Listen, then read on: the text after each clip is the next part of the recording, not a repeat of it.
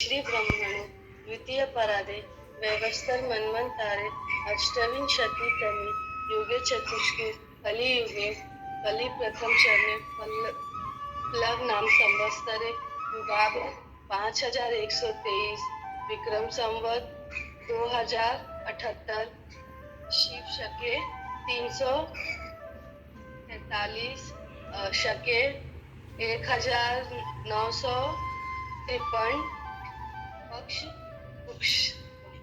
कृष्ण पक्ष तिथि एकादशी वार शनिवार दिनांक 5 जून। हम सबका दिन शुभ एवं मंगल में हो। धन्यवाद। यदि श्री कृष्ण जी की दया हो या उनका वरदहस्त हो तो गूंगा व्यक्ति भी बोल सकता है और लंगड़ा व्यक्ति भी गिरी को यानी पर्वत को लांघ सकता है। जी, बहुत सुंदर। श्लोक को दोबारा आप रिपीट कर देंगे जरा? मुखम करोति वाचालम अंगुम लंघयते गिरिम यत्तथा तमं वंदे परमानंद माधवम। अच्छा, बहुत सुंदर, बहुत सुंदर।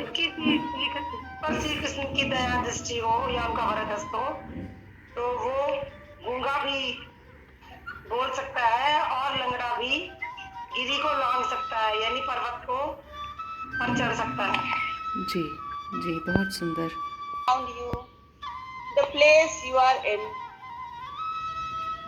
Observe the sounds around you.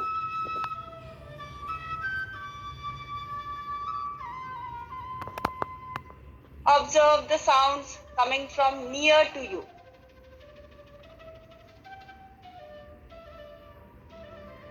Observe the sounds coming from far. 3, 4, 5, 6 सब लोग 5 बार और 1, 3, 4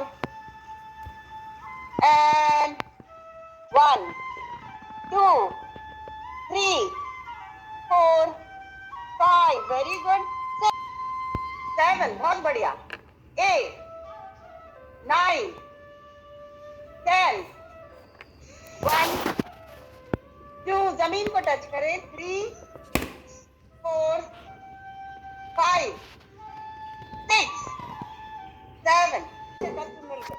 लेकिन सारे अच्छे तत्व क्या आपकी बॉडी को चाहिए? अभी तो हमारी किडनी ये डिसाइड करती है कि कितने अच्छे घटक अभी आपकी बॉडी को चाहिए और कितने नहीं चाहिए। तो वो फिल्टरेशन का काम करती है। तो जितने अभी इस समय के लिए जरूरी है वो खून में रहने देती है और जितने अभी इस समय हमें नहीं चाहिए वो उसको यूरिन की तरफ, यूरिनरी ब्लैडर की तरफ भेजती है।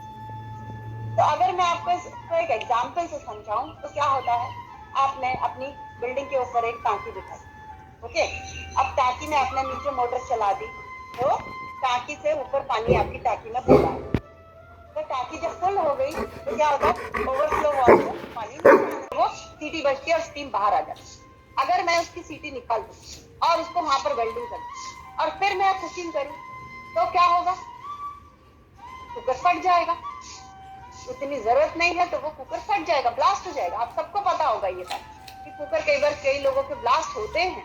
तो इसी तरह से अगर सब कुछ हमारे खून में जाने दिया जाएगा, सारे अच्छे तत्व ही हैं, लेकिन हमारे रेगुलेशन का काम नहीं होगा बॉडी में, तो हम क्या होगा, हम फट जाएंगे। तो इसीलिए जब किसी की किडनी ठीक तरह से काम नहीं करती हैं तो उनको कहा जाता है कि आपको बहुत ही छोटी अमाउंट में पानी पीना है, बहुत ही छोटी अमाउंट में आपको खाना खाना है, नहीं तो इतने सारे तत्व जब आपके खून में मिल जाएंगे तो बहुत प्रॉब्लम हो जाएगी। इसीलिए एवरी 2-3 डेज में उनको डायलिसिस के लिए बुलाया जाता है। तो उनकी खून की सफाई की जाती है। उनके खून को सफाई में मतलब है रेगुलेशन का काम किया जाता है खून के अंदर कि कितने तत्व, क्या चीजें चाहिए, क्या चीजें नहीं चाहिए। तो अगर आप एक पेपर लेंगे और दो पेपर्स लें, एक पेपर में आप लिखें कि खून के अंदर क्या क्या घटक है और आपके मूत्र के अंदर क्या क्या घटक है, तो आप देखेंगे, आप आश्चर्य हो जाएगा आपको देख के कि जो भी आपके खून के अंदर है वही आपके मूत्र के अंदर है। तो इसीलिए इसे कोई गंदी चीज नहीं कहा जाता, ये हमारा एक तरह से ब्लड प्लाज्मा है, क्योंकि ये अभी शरीर में नहीं चाहिए था, इसके लिए शरीर इसको बाहर कर रहा है। अगर ये कचरा होता तो इसके लिए एक अलग से एक सेपरेट रास्ता बनाने की क्या जरूरत है? सारा कचरा एक ही रास्ते से जब बाहर अच्छी तरह से आप झाड़ू मार सकते हैं, तो ये वाला कचरा अगर होता तो ये भी उसी द्वार से बाहर जा सकता था। समझे मेरी बात? तो इसके लिए एक अलग रास्ता बनाया हुआ है। अलग रास्ता इसलिए बनाया हुआ है कि शायद ये हमारा शरीर का वेस्ट नहीं है, इसीलिए इसके लिए एक अलग रास्ता। यहाँ तक समझिए, आप मेरी बात मानते हैं? खून में सारे न्यूट्रिएंट्स, विटामिन रहते हैं, सारे अच्छे। और साथ ही अगर हमारे शरीर में कोई वायरस आया है तो हमारा खून क्या करता है? एंटीजेंस बनाता है, एंटीबॉडीज बनाता है। तो वो एंटीबॉडीज भी हमारे खून में, तो जो एंटीबॉडीज हमारे खून में है वो छोटी सी मात्रा में हमारे यूरिन में भी है, हमारे स्वमूत्र में भी है। इसी तरह से हमारे शरीर, हमारे खून में बहुत सारे हार्मोन्स भी होते हैं। तो जो हार्मोन्स हमारे खून में है वही हार्मोन्स छोटी सी मात्रा में हमारे यूरिन में भी है। तो जो सब कुछ घटक है वो जो हमारे खून में है वो हमारे स्वमूत्र में भी है। इसीलिए जब हम स्वमूत्र को वापस, तो वो क्या करता है? हमारे पेट में जाता है। और क्योंकि हमारा वो बॉडी का ही पार्ट है, इसीलिए हमारी बॉडी उसको बहुत जल्दी पहचानती है और उसको बहुत जल्दी अपने अंदर एब्जॉर्ब कर लेती है। तो वो सारे घटक एक तरह से एक सप्लीमेंट का काम करता है। जैसे आप खाना खाते हैं, खाने के बाद कई लोग क्या करते हैं? सप्लीमेंट्स लेते हैं, शायद कोई कमी रह गई, इसलिए हम सप्लीमेंट्स लेते हैं। जैसे अभी आपने बताया कि जो रिक्वायर्ड नहीं होता है हमारी बॉडी में वही फिल्टर होके हाँ, यूरिन निकलता है।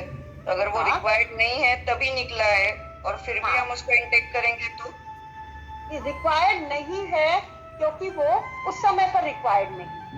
और जब आप उसको वापस ले रहे हैं तो आप उसको खून में तो नहीं मिक्स कर रहे हैं, वो कहाँ जा रहा है? आपके डाइजेस्टिव ट्रैक्ट में जा रहा है। एज ए सप्लीमेंट वो आपके डाइजेस्टिव ट्रैक्ट में जा रहा है, आपके पेट में जा रहा है, ना कि आपके खून में मिक्स हो रहा है। समझे आप ये बात यहाँ तक? हाँ। ओके। तो जब आपके डाइजेस्टिव ट्रैक्ट में जा रहा है तो वहां से वो बहुत जल्दी, क्योंकि आपके बॉडी का ही पार्ट है, इसीलिए वो बहुत जल्दी आपकी बॉडी उसको एक्सेप्ट कर लेती है, सारे तत्वों को बहुत जल्दी हमारे बाकी चीजों में, बाकी न्यूट्रिशन जहाँ पर भी जो कमी है वहां पर वो पहुंच जाता है, उसको उस अंग को ठीक करना शुरू कर देता है। लो कॉस्ट सिर्फ आपके पास है, आपको एफर्ट भी नहीं लगाना है इसको कहीं जाने के लिए, कहीं लेने के लिए। और यहाँ तक सब कुछ क्लियर हो गया। अब आप मुझे एक बात और कहेंगे कि यार ये तो हमने सुना है कि इसमें तो विजातीय तत्व भी होते हैं, इसमें यूरिया भी होता है, इसमें क्रेटिनाइन भी होता है, तो ये तो विषवत है। अगर हम इनको वापस लेंगे तो हमारे शरीर को क्या नुकसान नहीं होगा? हाँ, जरूर है। इसमें यूरिया भी है, इसमें क्रेटिनाइन भी है, लेकिन एक बहुत ही अल्प मात्रा, बहुत ही स्मॉल क्वांटिटी में है ये। और जब हम इसको अंदर लेते हैं तो क्या होता है? डाइजेस्टिव ट्रैक्ट में हमारे जितने भी जीवाणु विषाणु हैं वो क्या होते हैं? उसको ये खदेड़ने का काम करता है बाहर। उसको ये यूरिन और क्रेटिनाइन जो हमारे मूत्र में है तो हमारे पेट की ऐसी सफाई कर देता है, सारे जीवाणु कीटाणु जो हमारे डाइजेस्टिव ट्रैक्ट में रहते हैं उनको बाहर खदेड़ देता है। और अगर मैं आपको एक एग्जाम्पल से समझाऊं तो जैसे कि आज आप वैक्सीन लगवा रहे हैं, कोरोना वायरस का वैक्सीन, तो ये वैक्सीन क्या है? ये वैक्सीन जो है वो अपने आप में एक छोटा सा जो जीव है, कोरोना के जो वायरस हैं, वो हमारी बॉडी में इंजेक्ट किया जा रहा है जिससे कि आपकी इम्यूनिटी बढ़े। तो इसी तरह से ये जो जीवाणु कीटाणु, अगर आप कह रहे हैं कि यूरिन और क्रेटिनाइन, यूरिया और क्रेटिनाइन है हमारी बॉडी में, जीवाणु विषाणु नहीं होते, उनके डेड सेल्स होते। हाँ, डेड सेल्स होते हैं, उससे हमारी, हाँ, डेड सेल्स होते हैं, उससे हमारी इम्यूनिटी डेवलप होती है उसके अगेंस्ट। तो इसका मतलब कुछ ना कुछ विषवत भी जरूरी है हमारे शरीर में, इसीलिए हम वो लेते हैं ताकि हमारी एंटीबॉडीज बिल्ड हो। तो इसी तरह से अगर हम यूरिया और क्रेटिनाइन अल्प मात्रा में अपने अंदर ले रहे हैं तो वो हमें कोई जाने वाला, वो हमारे फायदे के लिए। कई घरों में मैंने देखा है वो लोग जो न्यूबॉर्न बेबीज होते हैं उनको भी ये थेरेपी देते हैं ताकि उनका इम्यूनिटी स्ट्रांग हो, जल्दी वो वायरस के इफेक्ट में ना आए। और अगर आप मेरी बात माने तो मैं ऐसे ही नहीं बोल रही, हालांकि मुझे कुछ भी कोई डिग्री नहीं है मेरे पास, लेकिन मैं ऐसे ही नहीं बोल रही। ये प्रयोग मैंने खुद के ऊपर किया है मुझे खुद को कोरोना हो गया था और कोरोना के इतने जबरदस्त साइड इफेक्ट्स थे, वो कहीं किसी तरह से ठीक नहीं हो रहे थे। फिर फाइनली पता नहीं बहुत साल पहले मैंने बात सुनी हुई और ये पता नहीं अचानक मेरे दिमाग में आई कि शायद मेरे को एलोपैथी से